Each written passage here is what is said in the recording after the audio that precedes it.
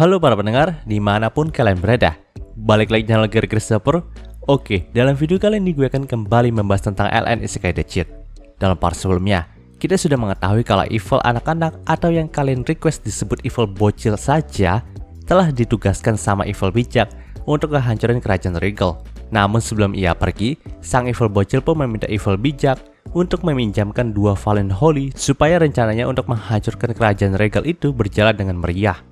Lalu, ditugaskanlah Holy Spear dan Holy Sickle untuk menemani sang evil bocil tersebut. Di lain sisi, ternyata si Ortiz itu kayaknya udah nggak terlalu percaya lagi sama eksistensi Holy yang bisa menyelamatkan dunia ini. Karena memang sampai saat ini, eksistensi Holy di dunia ini terus menghilang, dan malah nih eksistensi evil yang semakin meningkat. Maka dari itu ia pun memilih untuk melakukan ritual terlarang milik Sage untuk bisa memanggil pahlawan dari dunia lain. Itu adalah cara yang ia pilih untuk menyelamatkan kerajaannya dan dunia tempat dia hidup. Dalam part kali ini, panel cerita pun berfokus kepada Akademi Ausei. Saat itu jam kelas pun sudah selesai. Tentu itu merupakan hal terbaik yang dirasakan oleh Kaede, karena memang mereka itu sudah mendekati ujian sekolah. Maka belakangan ini si Kaede itu masih belum melakukan aktivitas klub yang menjadi alasan Kaede untuk tetap bersekolah di akademi ini. Yap, Kaede itu orangnya gak suka belajar teman-teman. Bahkan nih di antara semua pelajaran di akademi aja, yang dia sukai itu hanyalah pelajaran olahraga.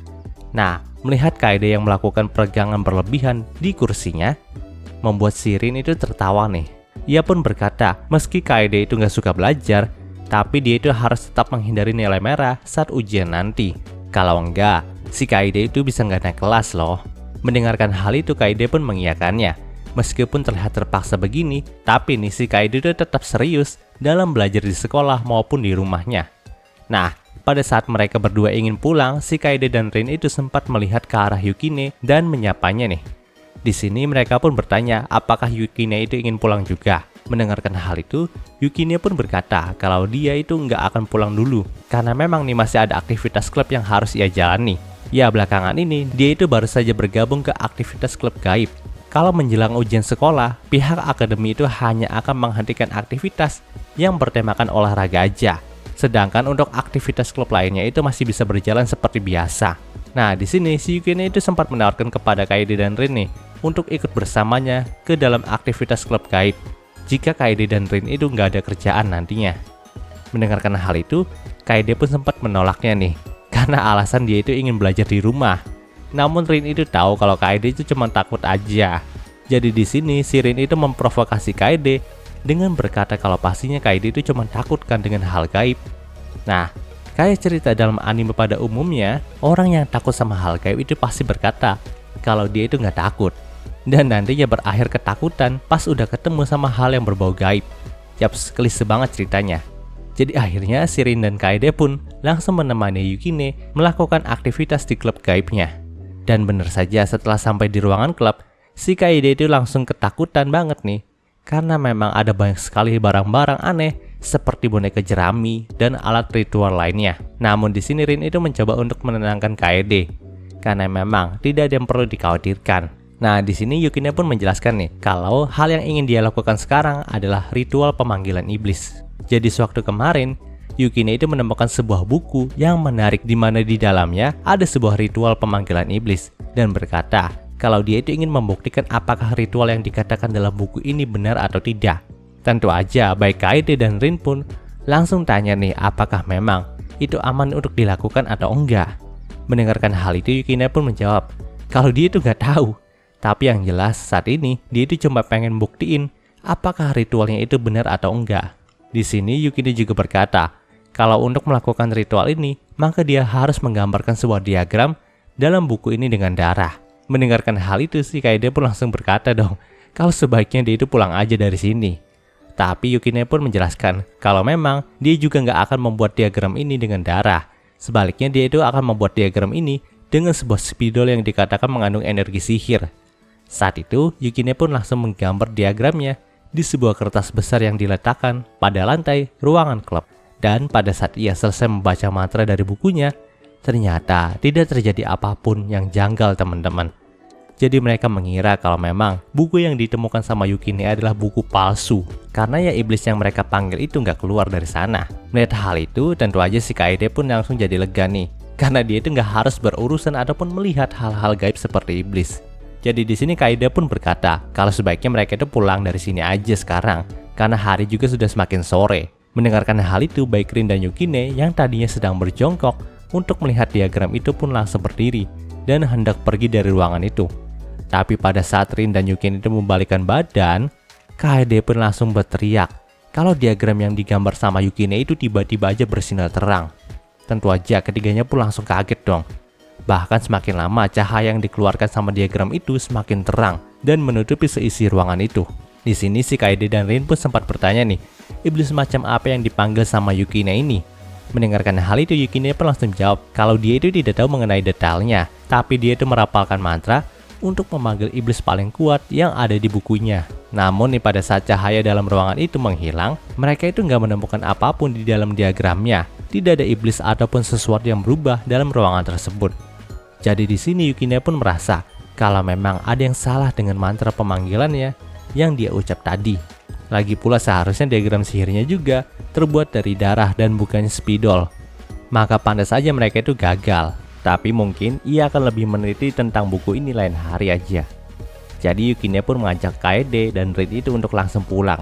Namun nih, pada saat Yukine itu ingin menutup ruangan klubnya, dia itu merasakan hawa kehadiran yang sangat aneh. Tapi di sini Yukine itu memilih untuk mengabaikannya aja, karena mungkin itu cuma perasaannya aja. Kemudian Yukine, Rin, dan Kaede pun langsung pulang bersama. Nah, pada saat ketiganya sudah menjauh dari ruangan klub itu, tiba-tiba aja sebuah bayangan pun muncul entah dari mana asalnya. Bayangan itu pun menatap ke arah Yukine dengan mata merahnya. Panel cerita pun berpindah ke sebuah hutan yang bernama Ors, di mana hutan ini terletak bersebelahan dengan kerajaan Regal. Bisa dibilang hutan ini hampir memiliki konsep yang sama dengan hutan sarang iblis besar, di mana hutan ini biasa digunakan para monster kuat buat jadi tempat nongkrongnya mereka. Walaupun begitu, level monster yang ada di hutan ini juga masih berada jauh di bawah level monster yang ada di hutan sarang iblis besar.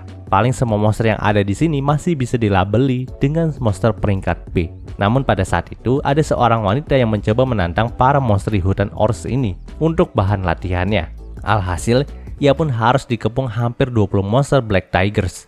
Pada kondisi umumnya, Black Tigers adalah monster yang kurang berbahaya, karena memang mereka juga masih bisa dikalahkan oleh petualang peringkat B aja. Namun yang menjadi pembeda dari kondisi sekarang adalah jumlah monsternya itu. Dimana dalam jumlah ini, bahkan petualang peringkat A aja nih pastinya akan kerepotan sekali untuk menghadapi mereka. Mungkin aja nih petualang peringkat A juga bisa mati karena diserang oleh kawanan Black Tigers ini. Tapi perempuan itu sama sekali tidak gentar dalam melawan kawanan Black Tigers ini. Bahkan sepertinya pikiran perempuan ini tidak ada di sini untuk menghadapi kawanan dari Black Tigers. Nah, perempuan gila yang berani menantang kawanan Black Tigers ini adalah Holy Sword. Melihat mangsa yang sudah tepat ada di depan matanya, salah satu Black Tigers yang ada di sana pun langsung mencoba menerkam Holy Sword.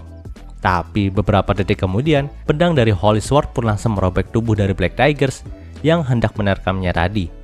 Hal itu membuat para Black Tigers yang lain pun menjadi sangat waspada. Karena memang insting mereka mengatakan kalau wanita yang ada di hadapan mereka ini sangatlah kuat, bahkan bagi kawanan mereka sekalipun, atau bahkan nih bagi semua monster yang ada di hutan Ors ini. Namun mereka tidak memiliki pilihan lain kecuali menyerang sang Holy Sword, karena mereka juga nggak mau kehilangan harga diri mereka sebagai monster. Akhirnya semua kawanan Black Tigers itu pun menyerang secara bersamaan, tapi bukannya berhasil, mereka itu malah menjadi partikel abu karena sudah ditebas berkali-kali sama Holy Sword. Setelah membasmi semua monster tadi, sang Holy Sword pun berkata kalau dia itu tidak menyangka latihannya ini akan disambut oleh kawanan Black Tigers. Nah, wanita yang dikenal sebagai Iris Knowblade ini langsung duduk termenung di antara mayat Black Tigers tadi. Yaps, tak disangka Holy Sword kita yang satu ini merupakan anggota dari keluarga bangsawan yang bernama Knowblade. Memang nih, semua anggota keluarga Knowblade ini memiliki bakat istimewa dalam menguasai segala teknik berpedang yang ada di dunia ini. Bahkan banyak dari mereka juga sudah menjadi kesatria yang sangat besar saat ini. Tapi ayah dari Iris ini nggak mengizinkan Iris untuk menjadi kesatria. Pada awalnya Iris juga disiapkan untuk menjalani kehidupan biasa sebagai seorang wanita aja. Bahkan dia juga sampai disekolahkan di akademi khusus wanita. Tapi memang nih, jalan berpedang itu selalu mengikat semua anggota keluarga Knowblade. Beberapa bulan setelah ia masuk akademi wanita, Iris itu langsung bertemu dengan Holy Sword yang sebelumnya, yang memang seorang wanita juga. Dan pada akhirnya Iris itu diangkat sebagai murid dari Holy Sword karena kemampuan berpedangnya itu yang dianggap layak. Dan sekarang ini dia pun langsung menggantikan posisi dari masternya sebagai Holy Sword yang baru. Oke, balik lagi ke Iris yang sedang termenung nih. Hal yang membuat Iris termenung itu bukanlah karena dia kelelahan ataupun mikirin evil yang sudah merajalela, tapi hanya dialah wanita yang tersisa di antara semua teman akademinya yang dulu yang belum menikah sampai sekarang ini.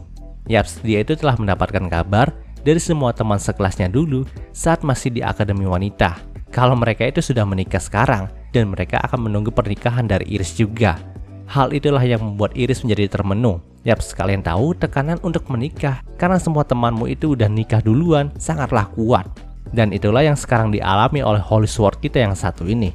Sebenarnya, Iris juga bisa menggait pria yang ada di jalan untuk diajak menikah. Karena bukan hal yang sulit bagi seorang yang terkenal seperti dirinya untuk mendapatkan seorang pria lalu menikah. Tapi yang menjadi penghambatnya saat ini adalah kriteria yang Iris inginkan bagi calon suaminya nanti. Di sini Iris pun langsung mematok kalau memang calon suaminya itu harus tampan, punya finansial yang cukup untuk menghidupi keluarga mereka nanti, dan yang lebih penting, dia itu harus lebih kuat daripada Iris sendiri. Women.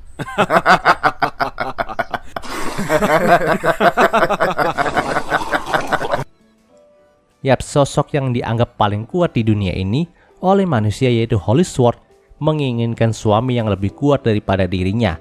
Pantas saja selama ini dia itu masih jomblo. Tapi Iris itu bukan gadis yang bebal.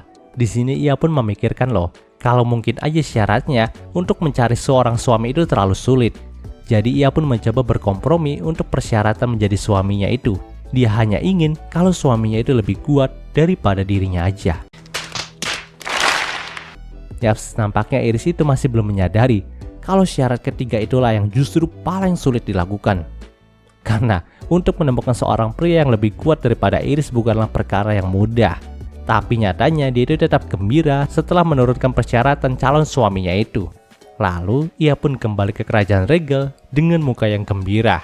Dan cerita di part ini pun berakhir. Oke, mungkin sebelum pembahasan singkat untuk isekai Decetnya kali ini, jika kalian suka video ini, jangan lupa untuk like, komen, dan juga subscribe dan juga share agar gue lebih semangat lagi dalam membuat video dalam channel ini. Terima kasih telah mendengarkan sampai detik ini. Gue Gear Christopher, signing off.